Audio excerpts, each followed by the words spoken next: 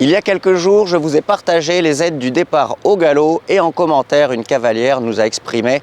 que je faisais fausse route sur l'utilisation de notre position et de notre poids du corps pour demander un départ au galop. Elle nous exprime que la bonne utilisation de notre position, c'est de venir la décaler vers l'extérieur pour notamment libérer l'épaule intérieure de notre cheval dans le départ au galop. Alors je vous propose dans cette vidéo de vous expliquer pourquoi à mon sens ce n'est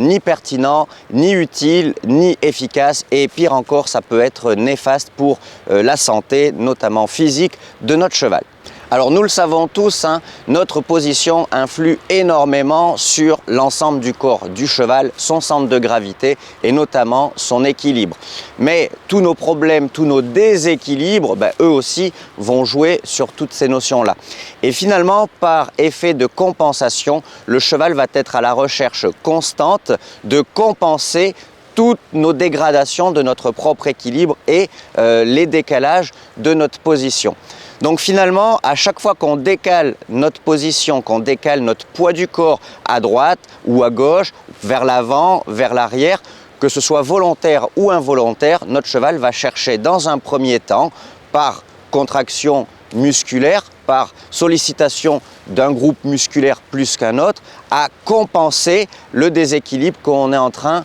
de créer. Encore une fois, volontaire ou involontaire de notre part.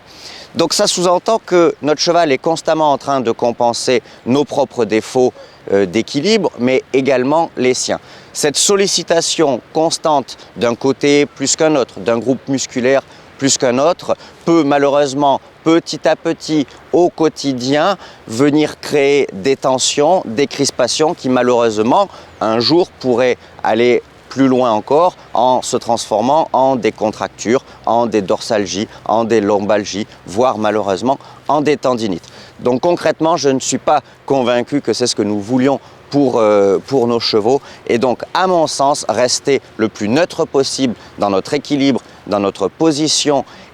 et le plus centré possible pour ne pas créer justement de déséquilibre et inviter notre cheval à chercher à compenser ces déséquilibres est à mon sens vraiment très important. Mais finalement, pour le départ au galop, une chose qui est peut-être encore